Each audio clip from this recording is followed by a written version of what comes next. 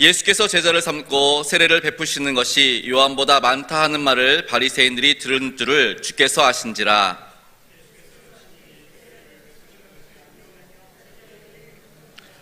유대를 떠나사 다시 갈릴리로 가실새 사마리아를 통과하여야 하겠는지라. 아멘. 할렐루야. 우리 지난 3일간 어떻게 보내셨습니까? 어떻게 우리 목사님 말씀 따나 가족들끼리 이렇게 집에 가시면서 성경책 끼고 가셨어요? 아니면 이렇게 웃으면서 이렇게 교회 예배 끝나고 나서 오늘도 은혜 받았어 그러고 가셨습니까? 따로 가셨어요? 예. 전도 어려운 거 아니라고 우리 지난주 목사님 말씀하셨는데 우리 삶 가운데 그렇게 실천해 나가실 수 있는 우리 일삼영성교회 성도님들 되실 수 있기를 바랍니다. 오늘 말씀을 좀 전하기 전에 먼저 요한복음에 대해서 잠깐 설명하고 가도록 하려고 합니다. 먼저 요한복음은 요한복음의 기록 목적이 뒤에 기록되어져 있습니다. 요한복음 20장 31절, 그러니까 요한복음 21장까지 있는데 그 바로 앞장에 이렇게 기록되어져 있는데 여기에는 내가 이 성경을 쓴 이유가 있어. 두 가지를 얘기합니다. 첫 번째는 예수님께서 하나님의 아들 그리스도이심을 믿게 하려 함이고, 두 번째는 너희로 믿고 그 이름을 힘입어 생명을 얻게 하기 위해서다 라고 기록하고 있습니다. 그러니까 요한복음을 읽으면서 우리는 뭘 봐야 되냐? 예수님은 하나님의 아들, 우리의 구원자이시구나, 이걸 봐야 되고요. 두 번째는 그 예수 그리스도 안에 뭐가 있다? 생명이 있다, 이거를 보실 수 있어야 한다라는 것입니다. 그리고 우리 복음서 하면은 사복음서 얘기하잖아요. 마태, 마가, 누가복음은 공관복음이라고 합니다. 요한복음은 그냥 요한복음이라고 합니다. 왜 사복음서라 그러는데 공관복음서하고 요한복음을 따로 분류했을까요? 혹시 아시나요? 우리 어성경 하시는 분들은 좀 아시나요? 이게 어렵게 설명하면 되게 어려운데 쉽게 설명하면 그겁니다. 마태, 마가, 누가는 그 책을 읽는 사람이 누구냐면 유대인들, 이스라엘 사람들, 이스라엘 공동체에 있는 사람들이었습니다. 그러니까 마태, 마가, 누가가 기록된 시기가 대략 60년도에서 한 75년, 길게 가면 80년, 그때니까 그때 이제 예수님께서 돌아가시고 내가 다시 올 거야 그랬는데 점점 늦춰지면서 제자들이 한 명씩 순교하고, 그런 가운데 예수님의 일들을 기록해야겠다. 그래서 이제 마태, 마가, 누가는 이렇게 기록을 합니다. 성경을 기록합니다. 그때 기록하는 사람도 이스라엘 사람, 그 기록을 읽은 사람도 이스라엘 사람. 그러니 여기는 아무 설명이 필요 없습니다. 하나님에 대해서 설명할 필요도 없고요, 메시아에 대해서 설명할 필요도 없습니다. 그냥 있는 대로 기록하면 됩니다. 예수님이 하셨던 일들, 하신 말씀들 그냥 기록하면 됩니다. 그리고 이분이 바로 메시아야, 이렇게 얘기하면 그걸로 끝. 근데 요한복음은 좀 다릅니다. 요한은 이제 성경에는 기록되어 있지 않지만 역사적으로 보면은 예수님이 돌아가시면서 요한에게 누굴 맡기셨어요? 그의 어머니 마리아를 맡기셨습니다. 그러니까 요한은 이제 그 어머니 마리아를 모시고 살다가 이제 에베소 지역으로 건너가게 됩니다. 에베소 지역이 어디냐면은 이제 그 유럽이랑 맞닿은 곳, 아시아와 유럽이랑 경계선, 그래가지고 그 에베소 지역에 있는데, 그 에베소 지역에서 있으면서 약 한 90년도쯤에 이제 글을 쓴 걸로, 85년도에서 90년도 그때 이제 글을 쓴 것으로 역사적으로 보고 있는데, 그때는 이제 그 에베소 지역에 있는 많은 성도들이 이방인 그리스도인들이 많이 생겼습니다. 근데 이들에게 예수 그리스도에 대해서 제자잖아요. 예수님의 그 모든 것을 본 사람이잖아요. 그러니까 좀 쉽게 설명해 주기 위해서 이제 글을 쓰게 됩니다. 그러니 정작 예수님의 존재, 그리고 하나님 어느 문화입니까? 이스라엘 문화. 그리고 이 글을 쓰는 나는 역시 이스라엘 사람. 근데 이 글을 읽는 사람은 누구예요? 이방인 그리스도인들. 하나님에 대해서 말하면 몰라, 메시아에 대해서 말하면 몰라, 이스라엘 문화 몰라. 그럼 어떻게 해야 됩니까? 이제 하나씩 이제 풀어가야 되죠. 이제 설명을 달아야 되죠. 그래서 요한복음은 이방인들이 읽을 수 있게 읽기 쉽게 해석된 책이라고 보시면 됩니다. 그래서 마태, 마가, 누가복음은 있는 그대로, 우리 그런 표현 많이 하잖아요. 날 것 그대로 기록된 것이라면 요한복음은 좀 해석되어져서 좀 더 이렇게 다른 이방인 그리스도인들이 보기에 좀 쉽게 바뀌어서 번역되어서 쓴 글이다라고 보시면 됩니다. 그래서 이 마태, 마가, 누가복음하고 요한복음하고 좀 이렇게 다른 성격을 가지고 있다라는 겁니다. 그런데 요한이 오늘 요한복음을 기록하면서 특별히 강조한 게 있습니다. 아까 우리 두 가지 얘기했죠. 첫 번째, 예수 그리스도 그분이 하나님의 아들이시고 그리스도이시다, 구원자이시다. 두 번째는 그분 안에 생명이 있다. 이게 핵심인데 이 두 가지를 강조하기 위해서 특별히 강조하는 사항이 하나 있습니다. 그래서 요한복음에 유난히 많이 기록된 단어가 하나 있습니다. 바로 믿음이라는 단어입니다. 마태복음에는요, 이 믿음이라는 단어가 11번 나옵니다. 14번 나옵니다. 마태복음은 14번, 그 다음에 마가복음에는 11번, 그리고 누가복음에는 9번. 그래서 마태, 마가, 누가 이 공간복음 3편에 걸쳐서 믿음이란 단어가 34번이 나옵니다. 여기서 질문. 요한복음에는 몇 번 나왔을까요? 요한복음에는 마태, 마가, 누가 합쳐서 34번이래요. 요한복음에는 36? 좀 더. 이렇게 작아요. 믿음이 없어. 자신 있게. 몇 번? 50번? 틀렸습니다. 요한복음에는요, 마태, 마가, 누가 몇 번이요? 합쳐서 34번 나왔는데, 요한복음은 이거에 거의 3배에 가까운 98번 믿음에 대해서 이야기하고 있는 것을 보게 됩니다. 그러니까 평균적으로 마태복음이 21장까지 있다고 말씀드렸습니다. 그러니까 제가 나누어 보니까 한 장에 믿음이 5번, 6번 이 정도 이렇게 평균적으로 나오는 것을 볼 수 있습니다. 그럼 왜 요한은 이렇게 믿음을 강조했을까? 요한은 이제 요한복음 1장에 보면은 예수님께서 이 땅에 오신 이유에 대해서 뭐라고 말하냐면 우리와 함께 하시기 위해서다 라고 말하고 있는 것을 보게 됩니다. 그리고 우리와 함께 하기 원하시는 예수님께서는 오늘도 말씀 가운데 우리에게 계속해서 말씀하신다는 겁니다. 문제는 지금도 옆에서 우리 가운데 속삭이시고 말씀하시는 그 주님의 음성을 우리가 듣지 못한다라는 것이지요. 왜 우리는 주님의 음성을 듣지 못할까? 자, 우리 지금 여기 보십시오. 이 공간을 보십시오. 이 공간에 우리 눈에 보이지 않지만 전파가 무수하게 많이 있습니다. 누군가 라디오를 가지고 와서 채널을 맞추면 극동방송도 들을 수 있고, 나 극동방송 오늘은 많이 들었어. 오늘은 좀 다른 거 들어볼래. 교통방송도 들을 수 있고, 교통방송 운전도 안 하는데 뭐 클래식 음악도 들을 수 있고, EBS도 들을 수 있고, 뉴스도 들을 수 있고, 내가 원하는 채널에 맞추면 그 음성을 다 들을 수 있습니다. 맞습니다. 요한이 지금 믿음을 강조하는 게 바로 이겁니다. 우리가 주님의 음성을 듣길 원한다면 채널을 맞춰야 되는데 그 채널이 뭐다? 믿음이다. 지금 요한은 이거 말하는 것입니다.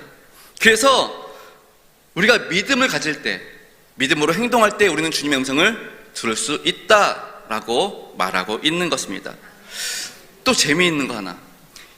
마태, 마가, 누가복음에는 이 믿음이라는 단어가 명사로 사용된 경우가 되게 많습니다. 근데 요한복음은 독특하게 이 믿음이라는 단어가 거의 동사로 사용되어집니다. 무슨 말입니까? 믿음은 가만히 있는 거 아니다라는 겁니다. 믿음은 행해야 된다는 것입니다. 예를 들어서 말씀드리겠습니다. 우리 요한복음 1장 12절 말씀 다 아시죠? 요한복음 1장 12절. 혹시 또 모를까 봐서 함께 읽겠습니다. 시작! 영접하는 자, 곧 그 이름을 믿는 자들에게는 하나님의 자녀가 되는 권세를 주셨으니 아멘. 잠깐 그대로 두시고요. 영접하는 자, 곧 그 이름을 믿는 자, 예수 그리스도를 영접하고 예수 그리스도의 이름을 믿는 자는 하나님의 자녀가 되는 권세를 주셨대요. 이게 무슨 말이냐? 요한이 말하고 싶은 게 뭐냐? 정말 예수님 믿었어? 그럼 어떻게 살아라? 어떻게 살아라? 하나님의 자녀가 되었으니 그 권세를 누리며 살아라. 지금 그 말 하는 겁니다. 예, 이제 화면 바꾸셔도 됩니다. 예, 하나님의 자녀로 그 권세를 누리며 사는 삶, 이것이 바로 믿음이다 라고 지금 요한은 이야기하고 있는 것입니다. 우리 일산명성교회 성도 여러분, 오늘 이후로부터는 하나님의 자녀됨의 권세를 누리실 수 있기를 바랍니다. 이것이 바로 우리의 믿음인 줄 믿습니다. 예, 이제 서론이 좀 길었습니다. 요한복음에 대한 설명이 좀 길었는데, 이제 본론으로 들어가서 오늘 말씀을 좀 보기 전에 또 하나만 또 살짝 사마리아를 우리가 또 짚고 넘어가야 됩니다. 사마리아가 왜 이방인의 땅입니까? 남유다 그리고 갈릴리, 그러니까 남유다가 여기 있으면 갈릴리가 여기 있습니다. 그리고 중간에 위치한 곳이 사마리아입니다. 그러면 사마리아는 이스라엘 땅입니까? 아닙니까? 이스라엘 땅입니다. 근데 왜 이방인이라 그러죠? 섞여서? 뭐가 섞였어? 피가 왜 섞였을까요? 이제 이스라엘 역사를 우리가 보다 보면은 이제 뒤에 이제 보면은 열왕기하 뭐 이렇게 역대하 이렇게 넘어가다 보면은 수많은 나라의 침략을 받게 됩니다. 그래서 북이스라엘은 아수르에 의해서 멸망당하게 되고요. 남유다는 바벨론에 의해서 멸망당하게 되죠. 근데 아수르의 정책은 혼합 정책입니다. 그러니까 민족의 정체성을 말살시켜버리는 것. 그러니까 그대로 놔두면 정체성이 그대로 있으니까 어떻게 해요? 100명씩 빼나갑니다. 그리고 그 100명을 다른 데서 또 채워놓습니다. 그러니까 여기서 100명을 빼서 A라는 나라에 주고, 또 100명을 빼서 B라는 나라에 주고, 또 100명을 빼서 뭐 C라는 나라에 주고, 그럼 또 A에서 100명 데려오고, B에서 100명 데려오고, C에서 100명 데려오고, 뭐 이런 식으로. 그러다 보니까 자기가 점령한, 아수르가 점령한 나라는 온 민족이 섞이는 그런 양상이 되어버리는 겁니다.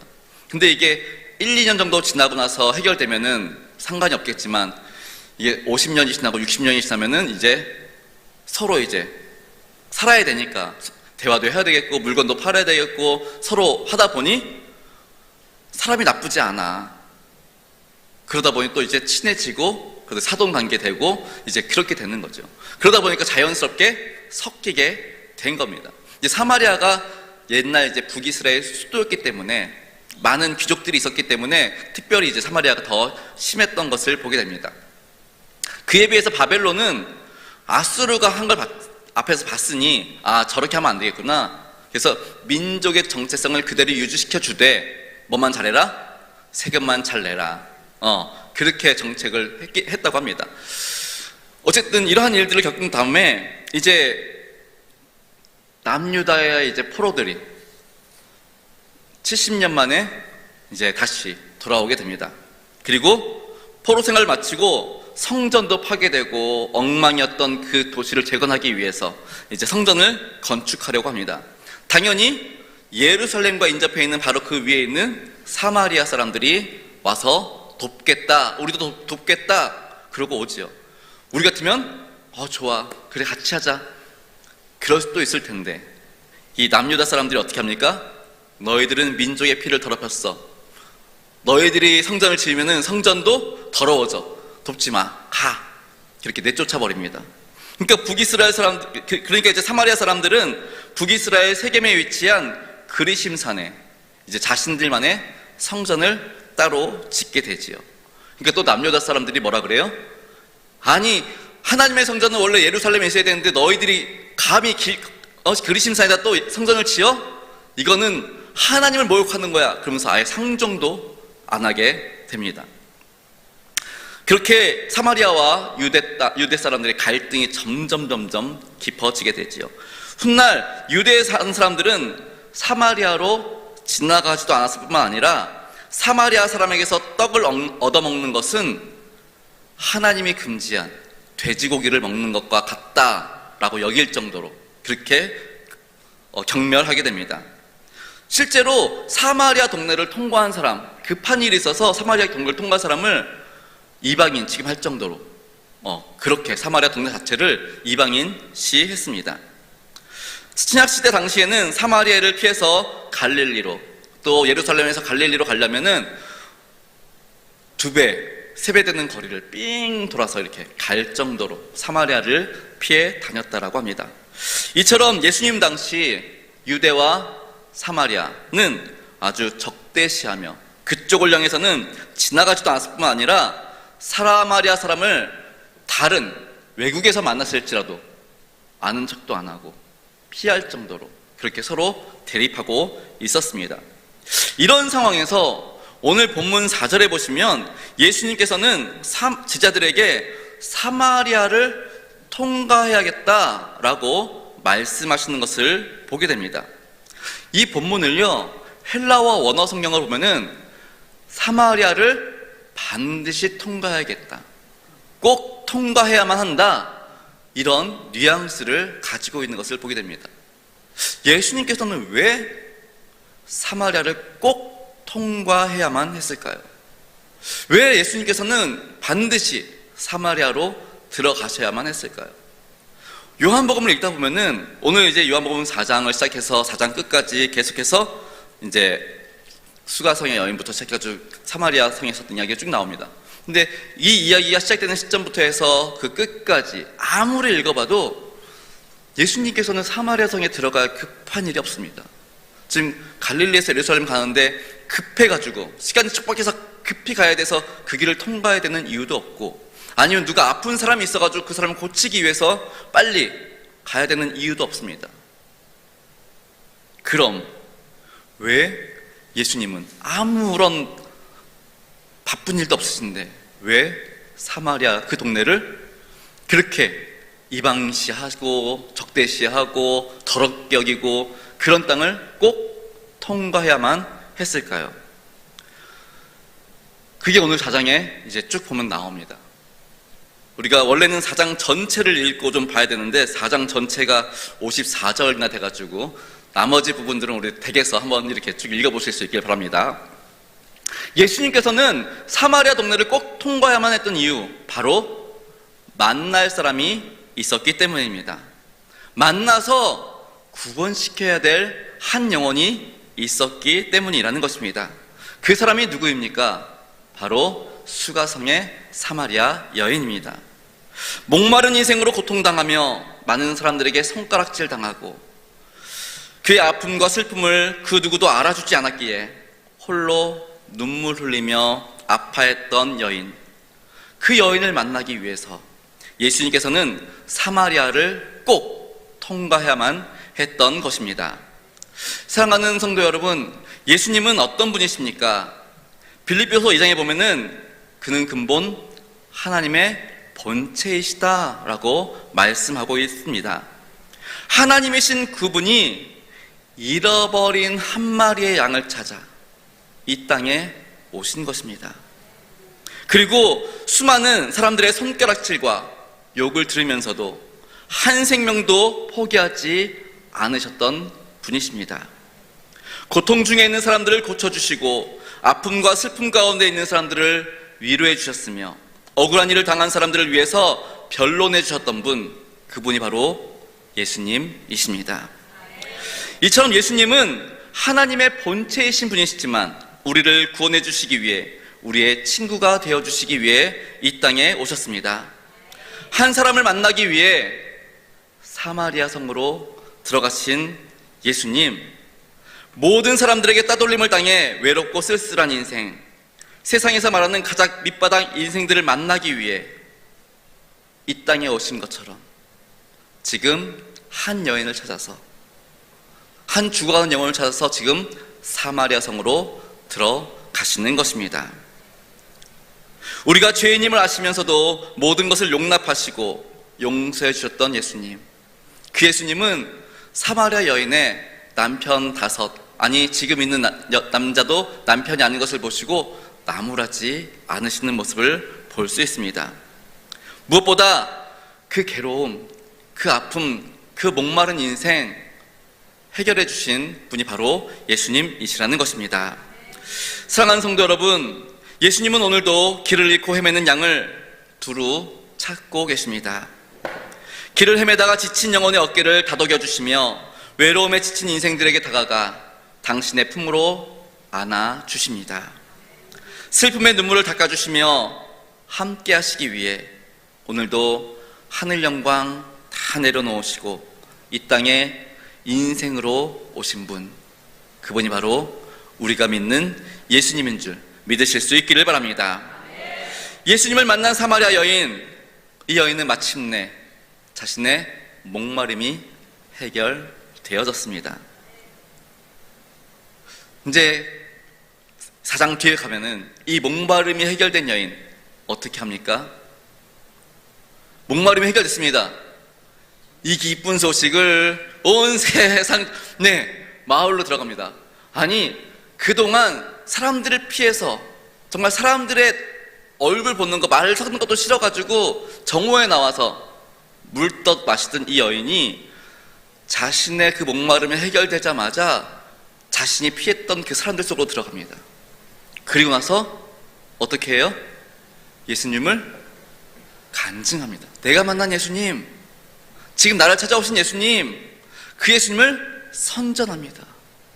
그리고 그 동네 사람들과 함께 가자! 예수님 만나러. 그리고 우물가로 다 몰고 오는 이 사마리아 여인을 볼 수 있게 됩니다. 오늘 요한이 우리에게 말하는 게 바로 이겁니다. 여러분이 예수 그리스도를 믿습니까? 그리고 그분 안에서 참된 변화를 경험했습니까? 그렇다면 사마리아 여인처럼 행하십시오. 이것이 바로 믿음입니다 라고 말하는 것입니다. 어떻게 해야 됩니까? 내가 만난 예수님 전하실 수 있기를 바랍니다. 내 삶에 변화된 부분들 간증하실 수 있기를 바랍니다. 그리고 내 삶 속에서 정말 이 기쁨, 이 행복 표현하실 수 있기를 바랍니다. 제가 아까 처음에 말씀드린 것처럼 목사님께서 지난주 말씀하실 때 전도는 어려운 거 아닙니다. 특별한 거 아닙니다. 온 가족이 성경책 들고 오는 모습 보면서 어떤 사람들은 참 보기 좋다, 그렇게 전도가 되기도 하고, 또 성도들이 예배를 마치고 돌아가는데 막 정말 천사의 모습으로 환하게 웃는 얼굴을 보면서 저 사람들은 뭐가 저렇게 좋아가지고 이렇게 정말 경제도 안 좋고 지금 전쟁이 오늘 내일 하는데 지금 뭐가 저렇게 좋다고 저럴까? 왜 이렇게 참된 그 안에 평안이 있지? 기쁨이 있지? 그거 보면서 전도가 되기도 하고, 또 주일날 이제 가시면서 오늘은 교회에서 국수 먹는 것보다 외식을 하자. 이제 여기 팔당 가가지고 이렇게 딱 성경책 딱 올려놓고 밥 먹기 전에 이제 또 기도하는 그런 모습을 보면서 저 가족들은 참 보기 좋네. 교회 다니면 저럴까? 그렇게 전도되기도 하고, 우리의 삶의 모든 부분들에서 전도가 될 수 있는 모습을 말씀해 주셨습니다. 제가 예전에 전도 세미나를 간 적이 있습니다. 전도대 분들한테는 제가 말씀드린 적이 있는데, 그 전도 세미나 가서 다른 거 다 기억나는데 딱 하나 기억납니다. 그 강사분이 하는 말씀, 여러분의 얼굴이 전도지입니다. 그렇게 말씀하시더라고요. 내 얼굴이 전도지, 내 얼굴이 일산명성교회 전도지. 내 표정 보고 저 사람은 정말 그리스도인 같아. 내 눈빛 보고 이런 거 말고 그죠? 어떻게 해야 돼요? 막 사랑이 철철 막 꿀 떨어지는 그 눈빛, 그리고 말 한마디. 우리 늘 목사님 말씀하시잖아요. 칭찬하는 말, 나보다 남을 낫게 여기는 그러한 말들, 섬기는 그런 말 한마디 보면서 저 사람이 다니는 교회는 어떤 교회일까 궁금해하지 않겠습니까? 그렇게 우리가 우리의 삶 속에서 이 사마리아 여인처럼, 이 수가성의 여인처럼 내가 만난 예수님, 나를 변화시킨 예수님, 나의 목마름 해결해 주신 예수님, 그 예수님을 증거하는 삶 살아가실 수 있기를 바랍니다. 예수님은 그 한 생명을 위해서 사마리아 성에 들어가셨지만 그 한 생명이 변화되어서 놀라운 구원의 역사를 이룬 것처럼 오늘 예수님 우리 가운데 찾아오셨습니다. 그리고 우리가 변화되어서 이제 우리가 나아가서 예수 그리스도의 복음을 증거하기를 원하시는 줄 믿으실 수 있기를 바랍니다. 한 영혼을 천하보다 귀하게 여기시고 한 영혼을 구하시기 위해 사람들이 손가락질하고 피하는 사마리아로 들어가신 예수님, 우리가 예수님의 제자라면 예수님을 따라 한 영혼 구원하기에 힘쓰시는 우리 성도님들 되실 수 있기를 바랍니다. 그 일에 우리 주님께서 세상 끝날까지 너희와 함께 하시겠다고 약속해 줄 믿습니다. 기도하시겠습니다.